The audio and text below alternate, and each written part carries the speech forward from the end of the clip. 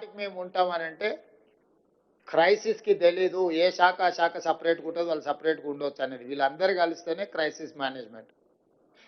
ఈ క్రైసిస్ మేనేజ్మెంట్లో ఒక డిపార్ట్మెంట్ ఇంకొక డిపార్ట్మెంట్ సహకరించుకోవడం సరిగ్గా అంటే ఆశించిన స్థాయిలో లేదు అనేది నా అబ్జర్వేషన్. కాబట్టి మీరు కలెక్టర్ గారికి నేను ఆదేశాలు ఇస్తున్నా, ఈ సమన్వయ మీటింగులు ముఖ్యంగా పెట్టండి. ఏ డిపార్ట్మెంట్స్ ఏం అవగాహనతో వచ్చినాయి, ఆ అవగాహన ప్రకారం ఆ సమస్యలను ఎట్లా పరిష్కరించాలో కలెక్టర్లు ఖచ్చితంగా సమన్వయ సమావేశాలు పెట్టాలి. Internal coordination is very important than anything. మీరు సమస్యను అడ్రస్ చేయడం కంటే కూడా సమన్వయం చేసుకోవడం. కొన్నిసార్లు రెండు శాఖల మధ్యలో సమన్వయం జరిగితే ఆ సమస్య తొందరగా పరిష్కారం అవుతుంది. లేకపోతే పంచాయతీరాజ్ ఆయన వచ్చి రోడ్ వేసిపోతాడు, మన వాటర్ వర్క్స్ ఆయన వచ్చి కృపాకర్ వచ్చేసి తవ్వేసి పైప్ లైన్ వేసిపోతాడు. వీళ్ళిద్దరు మాట్లాడుకుంటే ఫస్ట్ పైప్ లైన్ వేసినాక తర్వాత రోడ్ వేస్తే ఏ సమస్య ఉండదు. ఇట్లాంటి సమస్యల్ని ఎక్కడైతే ఉందో ఎరువులకు సంబంధించి కూడా ఏం పంచుతారు, ఎట్లా పంచుతారు, అక్కడ ఏముంది, అక్కడ ఏదైనా ప్రాబ్లం ఉందా, కొంత పోలీస్ డిపార్ట్మెంట్తో కోఆర్డినేట్ చేసుకోవడం, లేకపోతే డీసెంట్రలైజ్ చేయడం. ఇప్పుడు 30-40 వేల జనాభా ఉండే మండలానికి 2 షాపులు పెట్టిండ్రు అనుకోండి, దాదాపుగా 10,000 మంది రైతులు ఒకటే రోజు వచ్చి కూర్చుంటే ప్రాబ్లం అవుద్ది. వాళ్ళకి ముందే టోకెన్లు ఇచ్చి నీది 6 తారీఖు, నువ్వు 7 తారీఖు, నువ్వు 8 తారీఖు స్టాక్ వస్తే దీని ప్రకారం తీసుకోండి అని అగ్రికల్చర్ ఏఈలు క్షేత్రస్థాయికి వెళ్ళి గ్రామాలను పిలిచి, ఇప్పుడు రైతు వేదికలు ఉన్నాయి, మీరు అన్నట్టు 2,000-3,000 రైతులకు సపరేట్గా రైతు వేదికల దగ్గర పెట్టి లోకల్గా పోలీసులను కూడా అడుగు, 2 కానిస్టేబుల్స్ని అక్కడ నించోబెట్టి ఆ టోకెన్లు ఇచ్చి ఆ రైతు వేదికల నుంచి మీరు యూరియా కానీ ఇతర ఎరువులు కానీ ఏమైనా ఇచ్చిందంటే సమస్య రాదు. ఒక్కసారిగా మంది అందరూ ఒక దగ్గర నిలబట్టి అందుబాటులో ఉన్నా కూడా లైన్ పెద్దగా కనిపిస్తుంది. సినిమా హిట్ అయితే అందరికి టికెట్ దొరకవచ్చు, కానీ లైన్ చూస్తే పొడుగ్గా కనిపిస్తుంది. ఆఖరి ఆయనకు మొదటి ఆయనకు సేమ్ టైంలో ఇవ్వలేరు కదా. సేమ్ యూరియా అందుబాటులో ఉన్నా కూడా 1000 మంది లైన్లో ఉంటే మొదటోడికి చివరోడికి 8 గంటలు పడుతుంది.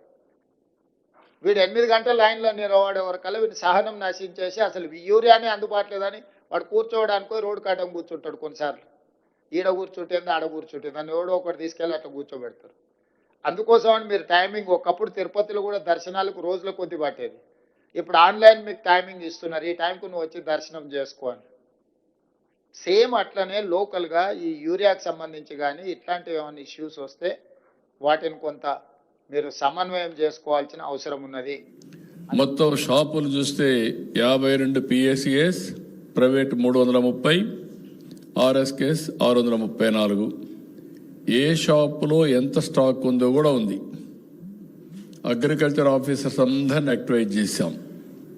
ఏ రైతుకు కూడా యూరియా కొరత లేకుండా చూడవలసిన బాధ్యత వాళ్ళది.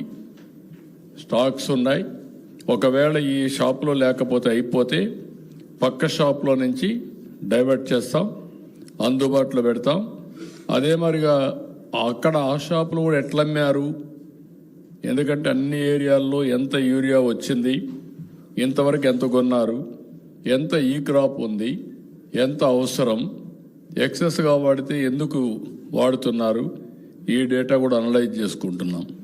మా ఉద్దేశం ఒకటి, ఏ ఒక్క వ్యక్తి, రైతు అనే వ్యక్తికి సకాలంలో యూరియా సప్లై చేయాలి, ఎరువులు సప్లై చేయాలి. అదే సమయంలో ఎవరైనా స్వార్థపరులు కావాలని ప్రభుత్వాన్ని అప్రతిష్ట పాలు చేయడానికి డైవర్ట్ చేయడం, లేకుంటే స్మగ్లింగ్ చేయడం, వేరే పర్పస్లకు ఉపయోగిస్తే మాత్రం చాలా కఠినంగా ఉంటాం, చాలా ఫర్మ్గా ఉంటాం. ఎవరు వాడుకోవాలని వాళ్ళు వాడుకోవాలి. ఎవరైనా డ్రామాలు ఆడితే మాత్రం చాలా మామూలుగా కూడా కాదు, ఈ ప్రభుత్వం ఏంటో చేసి చూపిస్తాను కూడా హెచ్చరిస్తున్నా. ఈ విధంగా మొత్తం మీరు చూసుకున్నప్పుడు as on today every day ఎంత వాడుతున్నాం కూడా మా దగ్గర డేటా ఉంది. మా కలెక్టర్స్ అందరికీ చెప్పాను, అన్ని జిల్లాల్లో ఎవ్రీ డే ప్రెస్ రిలీజ్ కూడా చేయండి. ఈరోజు ఏ షాపులో ఎంత యూరియా తీసుకున్నారు, ఎంత అవసరం ఉంది, ఎంత స్టాక్ ఉంది, అన్నీ కూడా డీటెయిల్స్ ఇస్తాం. రేపు రాబోయే రోజులు అవసరమైతే ఈ రాష్ట్రంలో క్రిమినల్స్ ఎక్కువైపోయారు. దీనికోసం మొత్తం ఆధార్ అథెంటికేషన్ పెట్టి అదే సమయంలో యూరియా కూడా ఈ క్రాప్ కూడా తీసుకొని ఎవరెంత కావాలో అందరికి యూరియా ఇస్తాం. There is no second thoughts. ఇది కూడా డైవర్ట్ చేసి స్మగ్లింగ్ చేసి లేదంటే వాళ్ళ మనుషుల్ని పంపించి ఫేక్ మనుషులు పంపించి గొడవలు చేసే పరిస్థితి వస్తుంది.